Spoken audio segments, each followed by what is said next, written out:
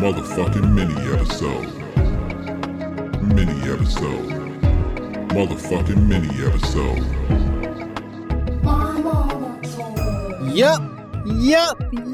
There it is. There it is, ladies and gentlemen. Welcome to another phenomenal mini episode of My Mama Told Me, the podcast where we dive deep into the pockets of black conspiracy theories, and we finally work to prove the theories that you, the listeners, have at home. It's a motherfucking mini episode. You know how this shit works. I'm not even going to spend a bunch of time breaking it all down for you. I don't have the energy, frankly, folks.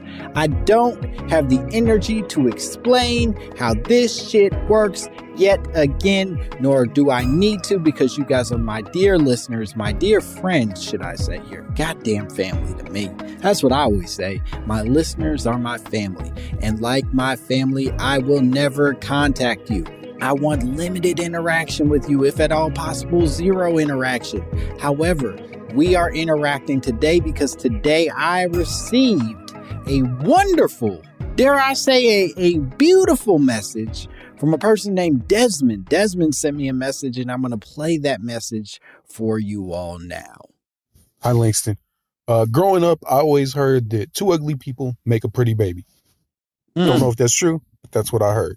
Well, Desmond, first and foremost, I want to thank you for keeping shit nice and tight. You know, no fluff, no calling me a taint for some reason. So many of my fans seem to come on here and call me bitches and taints and tell me how my skin disgusts them. And all of it's very hurtful, and it eats at my soul. Softly, but eats all the same. It nibbles on my soul. But Desmond, you came in and you just politely said your shit, and then you moved on. Now your shit is very harmful, Desmond. A lot of people are probably going to be offended by that suggestion, but it is something that I certainly heard. A colloquialism, sort of a old wives' tale. I guess it's a type of old wives' tale that I heard growing up, and certainly a conspiracy theory that I thought was worth looking into. That's what I did, Desmond. I think that's, again, I didn't want to have to explain how these mini episodes work, but that's pretty much the plan, is I look into this shit. Now, it's hard, right? It's hard to look up two ugly people make a pretty baby because it's not exactly rooted in a lot of science. You know, that's not something Fauci is covering in his work or anything. There aren't a lot of traditional reports on this conversation, but what I instead started to look up is the relationship we as a society have to attractive and unattractive or less attractive people. Let's be careful with our words. Unattractive, it's all subjective. Whatever makes you hard and horny and makes some juice come out of your moose, hey, enjoy yourself. Don't let me stop you. This is not, I don't want to play the game of deciding who is pretty and who ain't. I got some stuff that I'm into that if I told you folks at home, I'd lose quite a few listeners. And hey, let me be safe. It's not kids. I don't want you fuckers. I don't want you pieces of shit doing something weird and saying I'm into the opposite of kids. Let me see old people. I want to see elderly people pressing into each other. That's where my porn searches live, you know? Anyway, it is an interesting subject, and it certainly fostered quite a bit of information. And it turns out that in the research I found, being attractive makes a massive difference in a person's life. That's not like a super revelation, but I didn't expect there to be so much hard-formed research on the subject. Research shows that people who are perceived as quote-unquote attractive tend to have better jobs. They tend to make more money than their less attractive counterparts, and are even punished less severely when they commit crimes. Basically, if you cute, the judge is like, get your cute ass out of here. I'm not sending you to jail with you. God damn it. Look at you, prison babe. I want to let you marry a billionaire and take over H&M or whatever the fuck corporation. Top Shop. Did y'all know Prison Babe married the heir to Top Shop? I once went to Topshop and saw Prison Bay in there. He had a personal shopper with him, and they were just walking around buying sexy clothes for Prison Bay. It was very exciting to watch.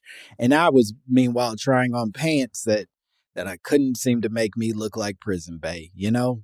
Anyway, similarly, cute infants are often treated with more attention from adults, and research shows that these infants are even offered more care and time in soothing them when they're upset, even more fucked up. These differences, right? These differences in the way that we treat infants and our reactions to them, it's not just an issue of them being cute and less cute babies, right? And potential, these have larger, more lasting consequences for these babies. It's not just smile and winks from adults. From a Vox article I read, it says that babies with cleft lips and palates are more likely to have adverse outcomes in child development, including cognitive problems. And these problems can at least partly be attributed to early disruptions in mother-child interactions, specifically a lack of all-important maternal responsiveness, meaning that the mother is less responsive because the child is less cute. That's crazy, right? Now, where this becomes complicated is because attractiveness is far less, as we were talking about, standardized than we would all like to believe, right? It would be easy if we could just all objectively say, this person looks good, this person doesn't. There is no objective categorization of beautiful or handsome, which is why we'll spend decades arguing about whether Pete Davidson is handsome or if he looks like if you left a piece of string cheese in the rain outside a Supreme store. You know, it's one or the other. He's either a beautiful man or he's moldy Supreme store string cheese. And it's hard to say. Some of us have differing opinions on the subject. Now, this subjectivity is made even more complicated by the fact that attractiveness also changes from generation to generation, right? The thing that made my parents horny is not necessarily going to be the thing that makes me horny, or furthermore, the thing that makes my daughter horny, which is why every single singer from the 1970s looks like dirt dog shit to me, right? To us today, the goddamn Four Tops, I wish one of those tops was a brown paper bag. Them niggas was ugly as fuck. Every single Ford Top looked like shit. The Temptations were hideous. Most of the Jackson 5, even Michael, he had to work his way into being attractive, and he only had a short window before he mutated into something ghoulish, you know, Spenguli style. Scientists have been looking, right? They've been searching, they've been digging deep and trying to find this quote unquote attractive gene, a single gene that would sort of identify whether or not a person is meant to turn out attractive or not. And unfortunately, or maybe fortunately, it's hard to know, they have not yet found that gene. They have, however, some scientists at the University of Wisconsin-Madison have seemed to locate several correlating genes in people who have been identified as attractive. By having participants rate the attractiveness of people in a group of yearbook photos, they were able to locate a handful of potential, let's call them bad bitch genes. Now, interestingly enough, they found that these bad bitch genes varied based on sex and gender of the participants.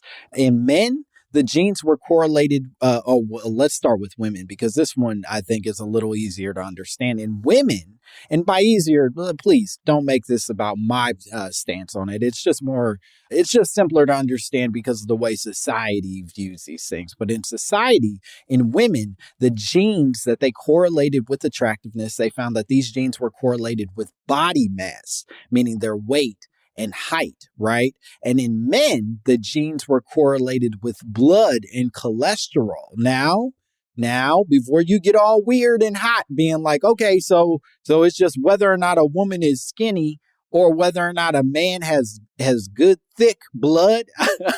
That doesn't seem fair. The authors of this research found that blood cholesterol levels play a role in the synthesis of testosterone and other steroid hormones, which may explain why attractiveness scores were tied to the cholesterol gene, meaning that more likely a man is going to look, I guess, more traditionally masculine based on whether or not he's got that good, thick cholesterol blood. I don't know how it all works. I'm not a scientist, but that's what they say. Now, based off of this information, the fact that a woman with her genes and a man with his, that this correlation could offer us potentially two unattractive people, at least, could potentially make a good looking baby. You don't have to be the most handsome man, but if you got some of that thick cholesterol blood and you mix that with a lady who's got a sweet, I guess, BMI or some shit, maybe their baby comes out hot, even though you two individually look like the Four Tops, One of you's the singer, one of you's the backup dancer, but you look like the fucking Four Tops. You could potentially make a good looking baby. Now, here's some of the flaws in the research that they collected. The researchers do also acknowledge, and this is an important flaw, one that we talk about a lot on this podcast, and we need to keep talking about. The researchers also acknowledge the clear bias in their study. When you hear bias, it ain't never good for niggas. The clear bias that they found in mostly pulling their research from young, white, Midwestern folks. And these pieces of evidence might change with a different group, they say. I would also like to point out that not only is it biased for them to be young, not only is it biased for them to be white, but the Midwest ain't exactly the best place to be pulling for attractive people. Look, I'm from the Midwest. I love the Midwest. I'm very proud of my Midwestern roots. But goddamn, are Midwestern people rough to look at? I made it to the coast and I was like, golly, I could have gone to prom with any of y'all. I didn't have to settle into the ghouls and goblins that I found myself hanging out with. And that's no shade to the women that I was dating when I was in high school. I'm merely making jokes. This isn't a personal attack on you. However, if I made my choice now, you're absolutely right. I'd be dating in California way before I'd be dating in fucking Illinois. Half the time we don't even know if there's supposed to be an S pronounced on the end of our state. I'm not dating you uggos ever again. Anyway, the researchers also talk about the external factors that make a major difference in a person's attractiveness. Now, this is interesting because they say that cleanliness, a person's health, their clothes, their money, their disposition all help to make a person who may not be objectively attractive seem a lot cuter, which then led me to a story. And this is a story that in a weird way warmed my heart. It's a story about a woman named Lucy Bayer who recently went viral for creating something called the Ugly Baby Challenge on TikTok. I kid you not. Basically, Lucy had a newborn child who came out, and I use this word cautiously, but came out real fucked up, in the face. Just, ooh, tough to look at the baby. And I saw pictures and all kinds of video, and ooh, that baby, not good. Not a good looking baby, right? And Lucy, instead of hiding the baby, instead of making the baby sleep under the stairs like Harry Potter, Lucy said no, she's not going to shame her baby. Instead, she created something called the Ugly Baby Challenge, where she took pictures of the baby and video of the baby and she put them on TikTok, and she said, look at my ugly baby. I love my ugly baby. I'm going to create pride for my ugly baby. And Lucy decided to flip this story and give her very hideous child something to laugh at, she says, with hopes that her child will grow up and feel a type of levity about her appearance. And I do think there is, in a weird way, a potential strength in that decision. Now, do I see where this could backfire and this child spends the rest of her life being associated with being the literal poster child for fucking ugly babies everywhere? Absolutely. But I do think Lucy's heart, it was in the right place. And it reminded me, in fact, of a very different story that I read about a man in China who sued his wife sued his wife because their baby came out ugly. And he said he didn't know where this ugly baby came from because he saw himself as an attractive person and his girl was an attractive person. And after the lawsuit, it became, I guess, exposed. His wife then had to come forward. His baby moms had to come forward and admit that she had had plastic surgery to alter her appearance and that the ugly child that came out of that was a product of their relationship looked more like what she used to look like rather than the person that she looks like now.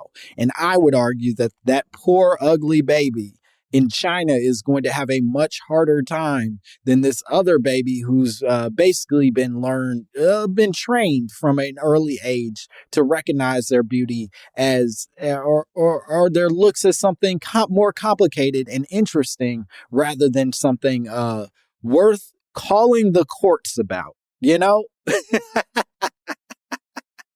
Anyway, I don't know that I can really answer your question exactly, Desmond. I don't know that there is a real answer to your question. Do I think two attractive people can make or ugly people can make an attractive baby?